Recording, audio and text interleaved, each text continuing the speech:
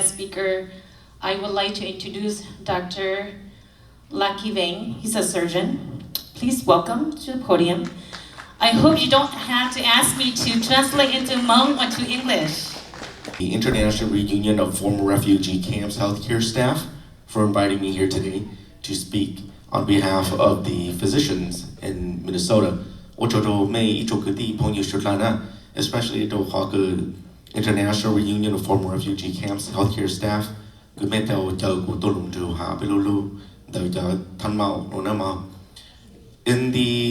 In terms of numbers, I do not have as detailed numbers as the judge does, but there's a couple of us. We have several doctors that are in the medical field, as well as doctoral degrees within the nurse practitioners. We have several that are in the physician assistants, and then we have several nurses throughout the US, and we also have surgeons and doctors. Now there's a rheumatologist in Laos, and there's also I believe another rheumatologist in Thailand as well. We do have a general surgeon out in Australia as well too. With that, good evening, honorable guests, dignitaries, friends, and family. The Hmong have a saying, "Lun du yu zhe yang, ga zu ge zhuo, ha zu ge bluo, yu zhi tao bei da." It translates to "the world will change. Your poverty and being uneducated will not last beyond 3 generations." China was our first, Southeast Asia was our second, the United States is our third. The origin of the Hmong people continues to be blurry. A people without a country, a written language that has been lost, a legacy embedded in our Bangdao, which is our Hmong embroidery. For most of us here today, we are a chapter within that storyline. We are the families who came to the United States with nothing more than hope. Our story is about resilience, sacrifice, and the power of education. Education was not simply about earning good grades. It became a pathway out of poverty, our bridge into a new culture, and our opportunity to honor the sacrifices of those who have come before us. Our journey was never accomplished alone. Tonight, I want to recognize the doctors of ZOA, your teachers who believed in us before we believed in ourselves. All of you taught our parents how to provide healthcare to our families. All of you helped us navigate opportunities that we never experienced once before in the refugee camps. All of you opened the doors and reminded us that our voices mattered. All of you saw potential where others saw barriers. You challenged us to dream bigger. You helped transform refugees into graduates, professionals, leaders, and mentors ourselves. For that, we are deeply grateful. Over 50 plus years, the Hmong people have made the US our home. We have entered into multiple sectors of the world as doctors, judges, lawyers, entrepreneurs, and statesmen. As a general surgeon, I'm a living proof that education changes lives, not only for one person, but for generations. Our ancestors and our parents, they planted seeds and they never imagined how these seedlings would grow so tall. Now, it is our responsibility to continue that legacy. Our story did not end when we arrived in America. It was only the beginning. Resilience is our identity. Education is our future, and gratitude is our responsibility. Thank you so much.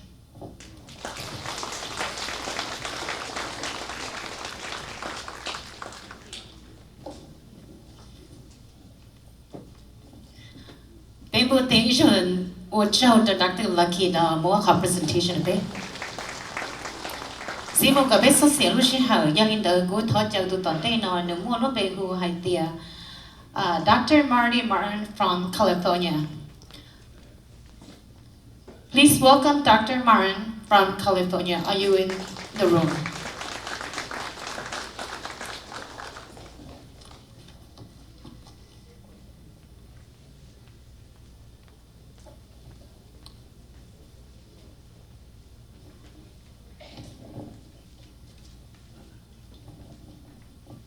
Good evening. So some of you knew me as Dr. Marty. I'm now a retired pediatrician from Fresno, California.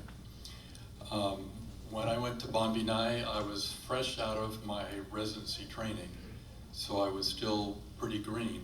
So actually, I learned a lot from you all. I was looking for something to do for a few months before I started working. And as a Christian, I was looking for, similar to what Dr. Mark was saying, looking for something to help kind of repair the world, in effect, in a small way. So I spent 6 months with World Vision at Bon Vinay. And 6 months, it's interesting, people back home would say, how can you stay so long?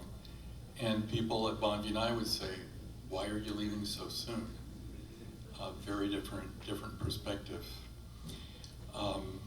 Being there definitely changed my perspective on the world.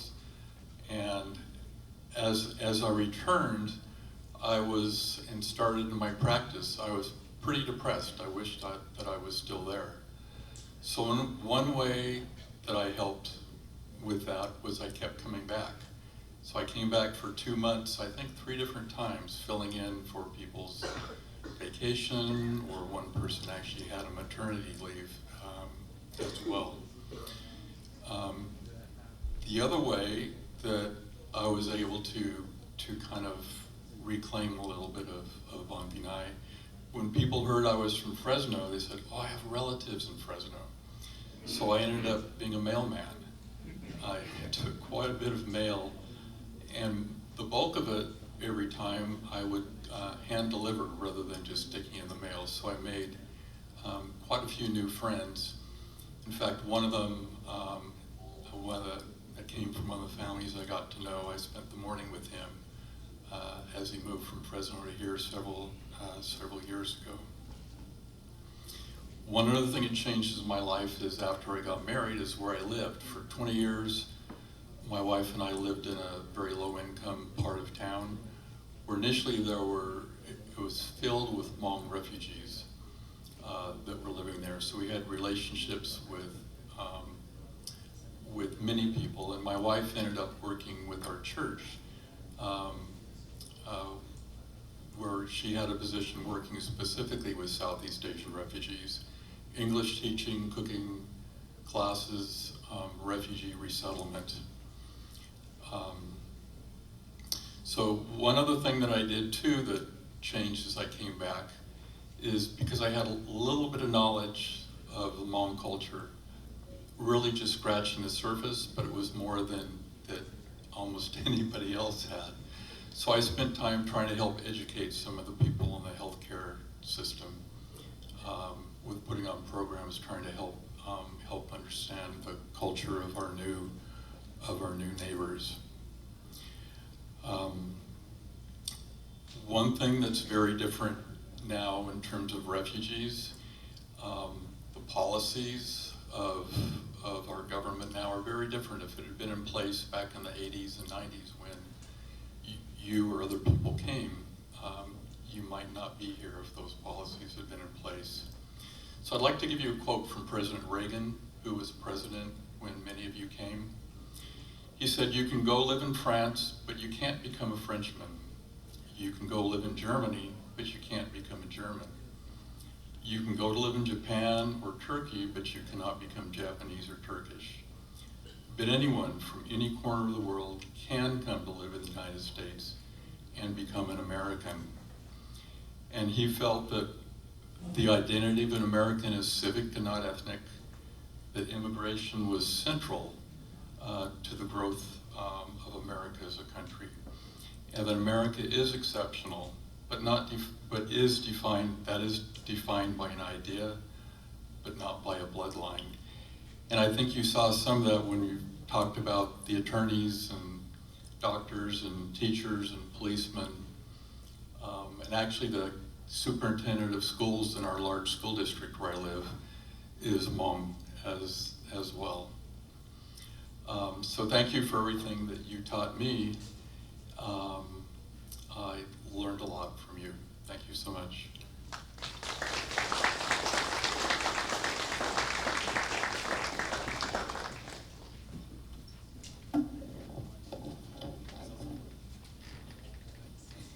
Thank you, Dr. Marty.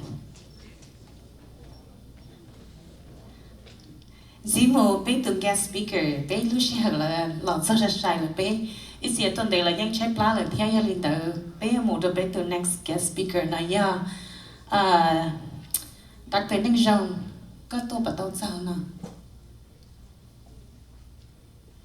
Our next guest speaker is Dr. Ning Zhang. He is a Culture Hmong Home Healthcare Inc. Please welcome him on the podium.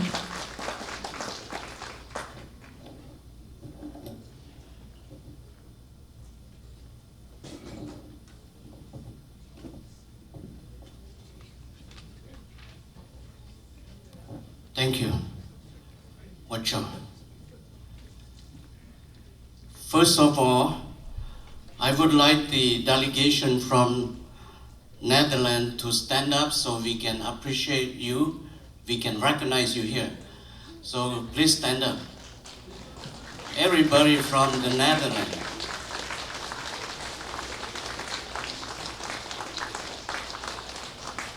Thank you very much. And then now I'd like to recognize those of you who have helped people in Ban Vinai refugee camp along with the delegation from Netherlands. Could you please stand up? Those of you who have worked in Ban Vinai. Bây giờ mong nè. Bây giờ mong vào tàu hồ lửa nhớ trong Ban Vinai nè. Em rõ là ban nào hồ lửa nè.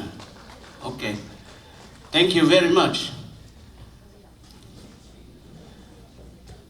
I'd like to thank Mr. Nga Hua and Mr. Chu Phong Lo for asking me to speak for you tonight.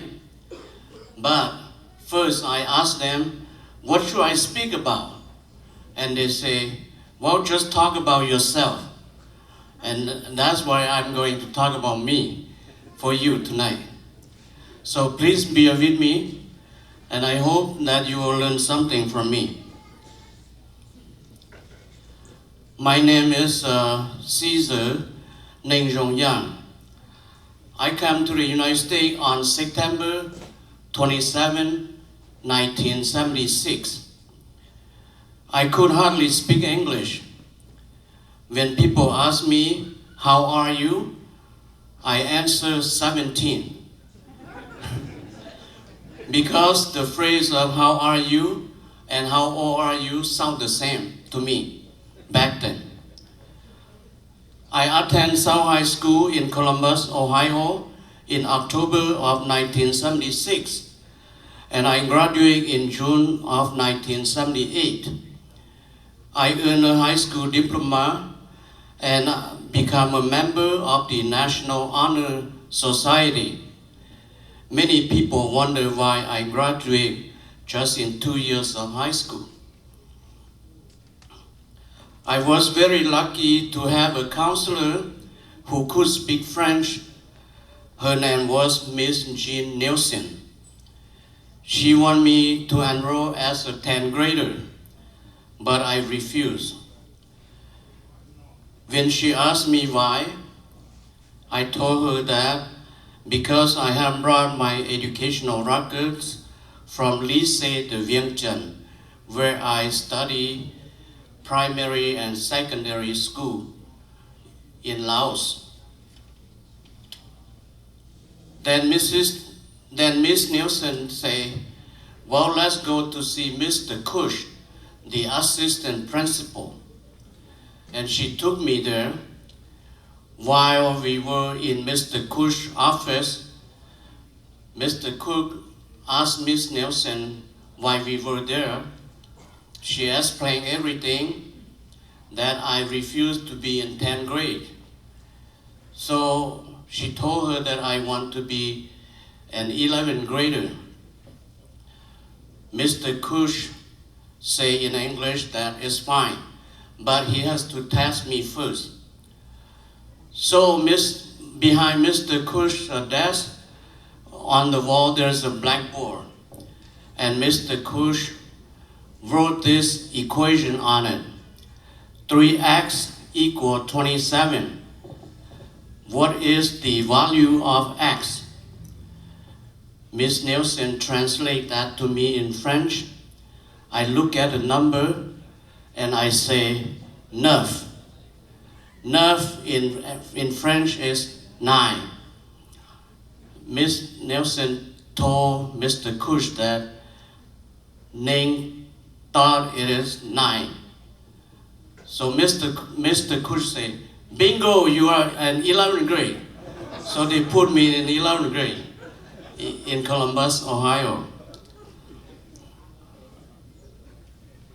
After graduation, I enrolled into Ohio Dominican College.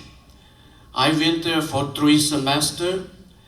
Then we moved from Columbus, Ohio to join my parents in the Twin City of Minneapolis-St. Paul, here in Minnesota. Arriving in Minneapolis in 1980, I was hired right away because of the influx of Hmong refugee children who were enrolling in Minneapolis public school. I worked with a probationary teaching license and went to school in the evening and in summer classes. In 1986, I graduated with a Bachelor of Science in Secondary Education, and in 1989, I earned my Master of Science also in Secondary Education. In 1986, I also got my teaching license from the state of Minnesota, and I was the first certified teacher in North America for the Hmong people. I was very, very happy. Because education is important to me, and I had the opportunity to further my education in America, I achieved my Doctorate of Education from St. Thomas University here in St. Paul, Minnesota. In 2005, I took a pedagogical leave from the Minneapolis Public School to explore the world for other opportunities. I ended up purchasing a home health care services from among friends and currently still running the business. Home health care services mean that we have personal care assistants to provide care for the disabled and for the elderly. I have never returned to the public school ever since. I thank you for your time to listen from many of us today. Your visit meant a lot to us, the Hmong refugee who come to resettle in America. You have helped us a lot in Ban Vinai camp, and now continue to check on us. We really appreciate your support. May God bless you with good health, wealth, and happiness. Thank you very much.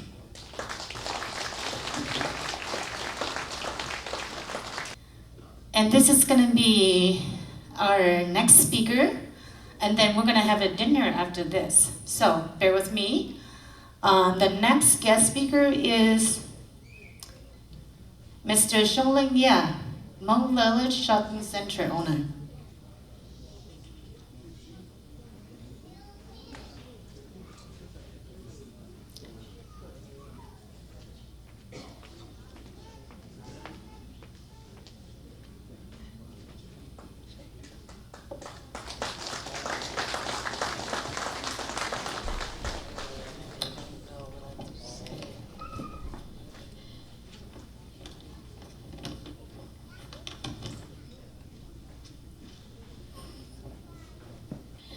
Good evening, everyone. First of all, I wanted to thank you for Gawa and also those coordinating this reunion.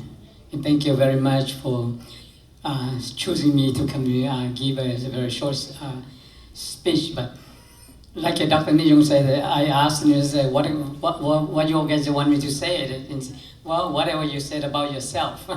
So that maybe tonight I'm gonna, I don't have much thing to say, but just about myself. In my life, in Laos, came into Thailand, or came to settle in the United States here. And first of all, I'm not an educator, and my English is not already good, but when I speak some Monglish, please excuse me. My name is Shong Yang, and I used to live in Laos, and when I was a kid, and I heard that there is a war in Laos, and a bombing all over, and we have to run all over the place, and there is no permanent place to live until that 1975, General Bang Pao moved to moved to Thailand, and then we live very far from the city, so that we cannot escape, so that we have to fought with the communists, with a group of what they call Chao Fa. So we have to stay with Chao Fa, with Zhongzhou, and I am one of the Zhongzhou's soldiers in stay with him and helping him security for Zhongzhou.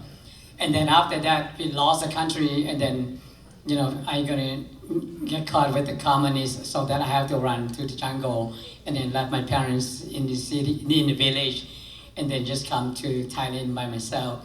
In 1978, end of 1978, I came to Thailand, and I stayed 1 year in Ban Vinai only, and I know that because nobody helped me. I'm very poor in Ban Vinai, no brother, no sister, no parents. And I saw my cousin who already came to the United States, and they have money. They send us a little bit of money, so that I know that I'm not going to stay in Thailand. I have to go to the United States. So that's why we decided I stay 1 year in Ban Vinai, and then in April 1st, 1980, I came to the United States here.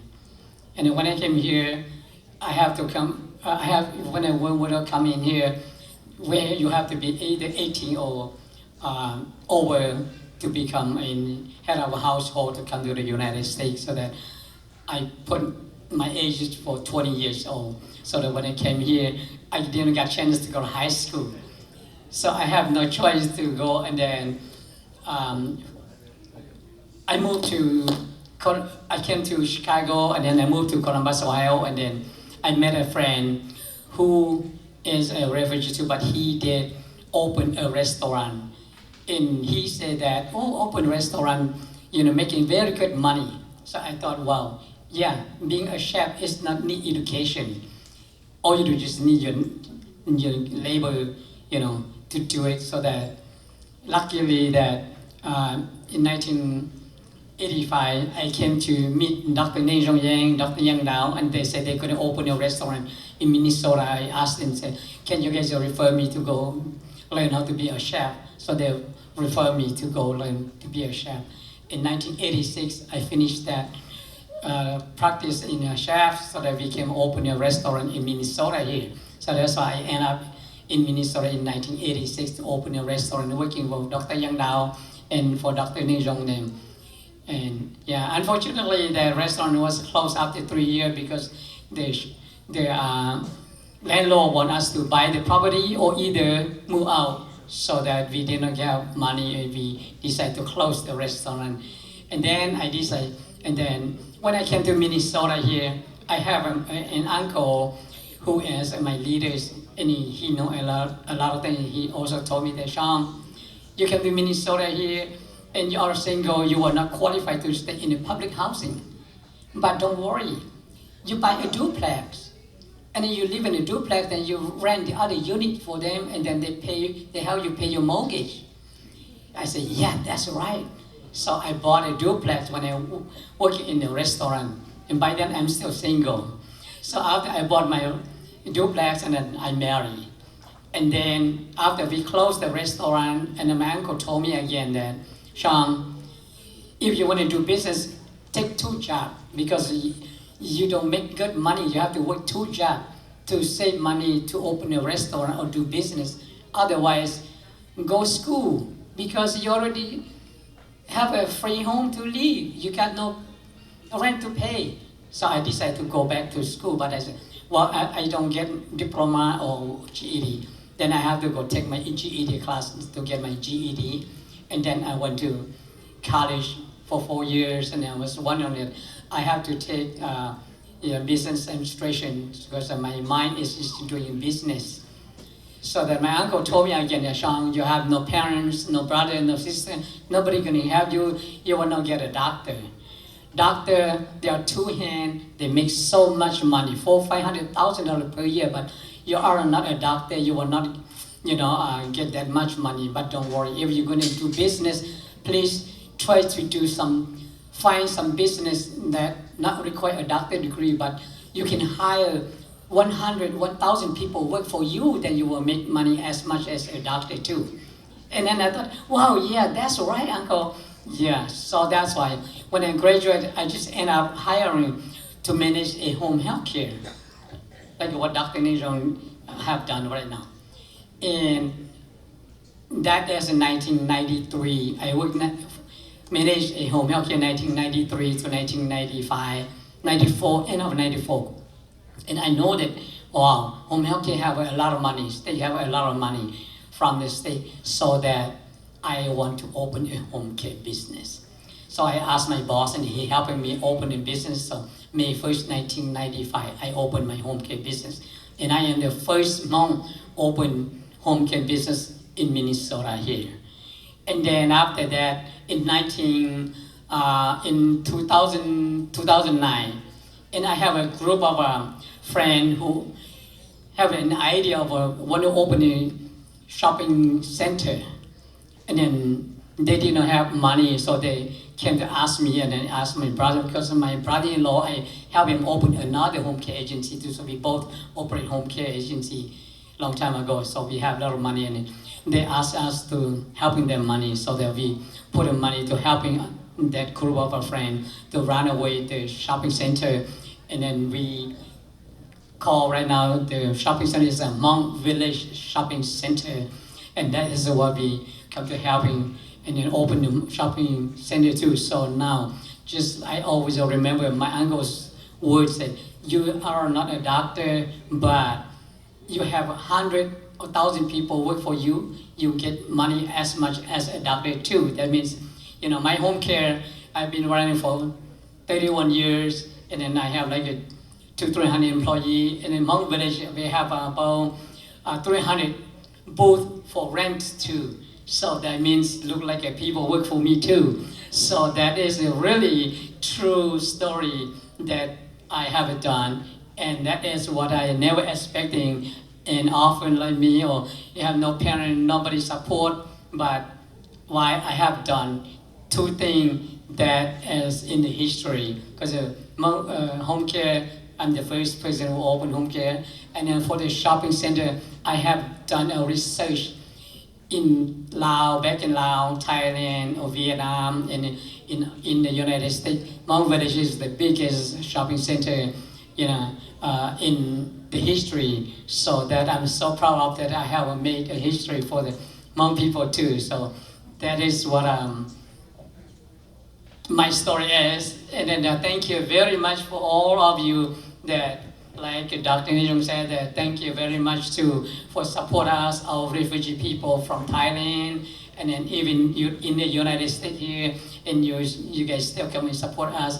We very appreciate, and then thank you very, very much. For example, we cost time doing the work, we cost time doing the go to school, all training, so on and so forth. But for this gathering, we cost time because of our work. And 望，被路也跟着你的这个，我能是都个到门东，手浪是把个有到肉，路知被走了层到层，被梦怎样再到我能。我能活着，是路，我早也尝。梦天，我能有心不梦，希望我能把梦到梦。路途走给是把天望，被路也跟着你往这个，我能是路的到门东。是把个有到肉，一轮对上这几路江，上等被融入一同年，好在的寂寞高才嘛，被融让人走给是吧，少呀一路要往走路，路能天远呀莫嘎路。是把天望，被路也跟着有这个，我能是路个到门东，手浪是把个有到肉。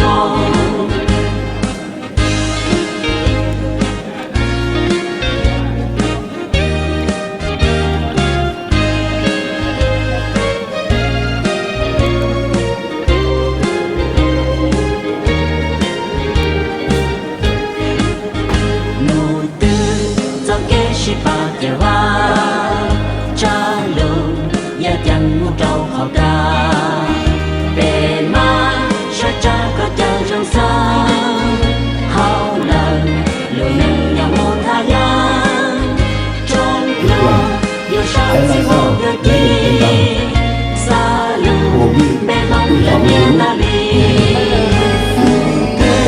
走给是把天望。